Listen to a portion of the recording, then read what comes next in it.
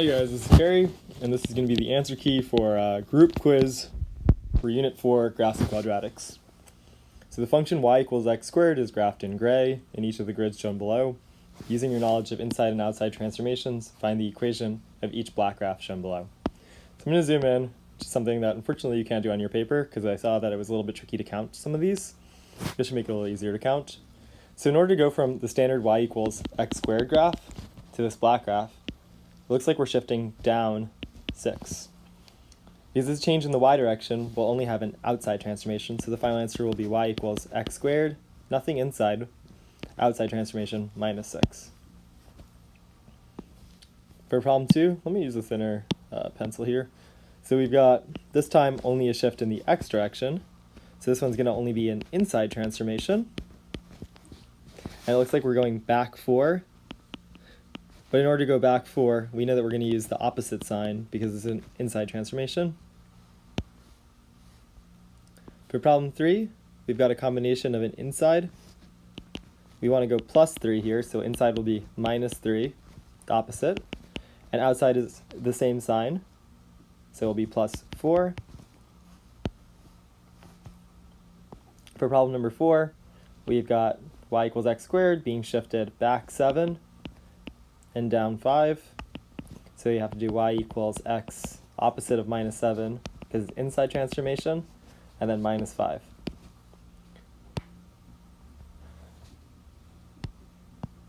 So for the next problem, it says which of the following equations has x-intercepts 1, 2, and negative 3. We have seen a couple of times that x-intercepts are generated by setting the factors equal to 0 and solving the factors. So to get 1 as a factor, we know, or as an intercept, we know we need x minus 1. I'm going to shift back to the thicker brush. To get 2 as a factor, we know we need x minus 2. To get negative 3 as a factor, we have to be solving x plus 3 equals 0, so we need x plus 3. So that looks like it's answer choice 3. The order of the factors here doesn't matter. For problem 6, it says let y equal 2x squared minus 10x minus 12.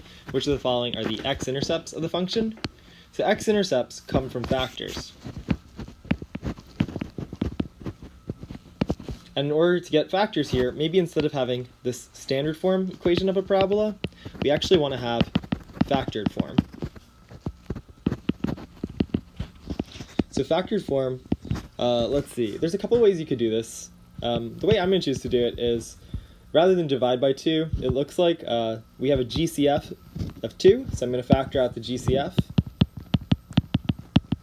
That will leave us with this, and luckily this group in parentheses here can be factored one more time, and that will give us, using sum and product factoring, 2 times x minus 6 times x plus 1. Let's check it. Negative 6 times positive 1 is negative 6. Negative 6 plus 1 is negative 5.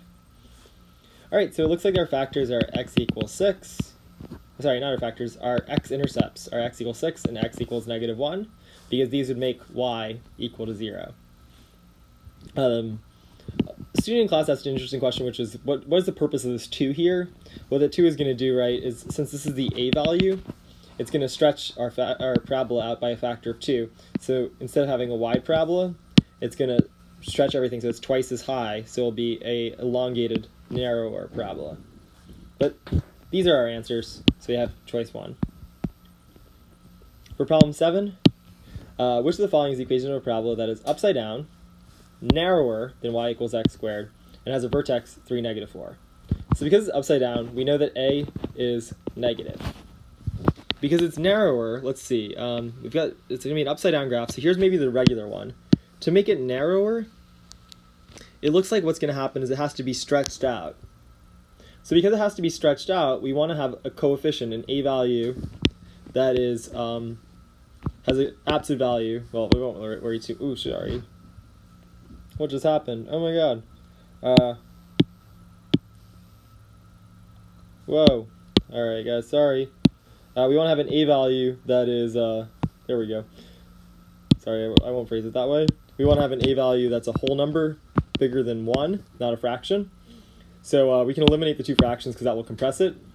And then what we'll have is, we'll have these 2. And the last piece of information is the vertex, so we need an inside transformation that moves it 3 to the right, but that's going to be the opposite, so minus 3 minus 4. So it looks like it's choice 3. Which of the following are the solutions to this equation? So your first instinct might be sum and product factoring, but that fails. You actually can't use a factoring method to solve this, and the answer choices kind of give that away since you see the square roots there. So instead what we're going to do is we're going to do completing the square to solve this. So we get x squared plus 6x equals 31. We've left ourselves with a spot there to put a better number. Thinking ahead, it looks like our factors are going to be x and x to make x squared.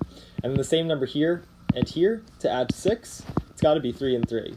Which means that we probably needed to have a 9 here, which means we need to add 9 to both sides. That equals 40. We get x plus 3 squared equals 40. Square root both sides, that gives us x plus 3 equals plus or minus root 40. And we get x equals, subtracting 3 on both sides, negative 3 plus or minus root 40. It's not one of our answer choices because actually root 40 can be simplified. You can rewrite that as square root of 5 times 2 times 2 times 2. And so then we have 2 times 2 here, 2 twins. So they'll try to escape. One gets out, one dies, and that leaves us with 2 root 10. So our final answer is x equals negative 3 plus or minus 2 root 10.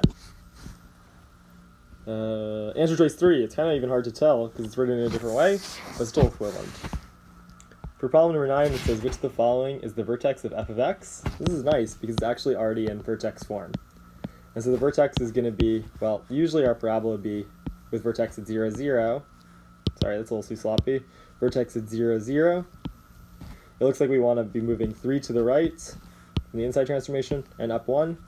So our new parabola will have vertex at 3, 1. The 2 here, just like before, is going to actually stretch it out, so it's going to be narrower than the original parabola. Consider the function g of x equals this. Which of the following is the range of g of x? Having a picture will really help me solve this. This is in vertex form, so it looks like the vertex is going to be 1, and then 1, oop, wrong way, right? Outside transformation is in the direction we expect, so the inside is going to be 1, and then outside is going to be plus 5, so 1, 2, 3, 4, 5. So our vertex is here. Now, because it's negative 3, it's actually going to be concave down. So let's see. We want the range. So a range is a description of all of the y values that we hit. So we hit many y values. However, we never hit a y value past 5.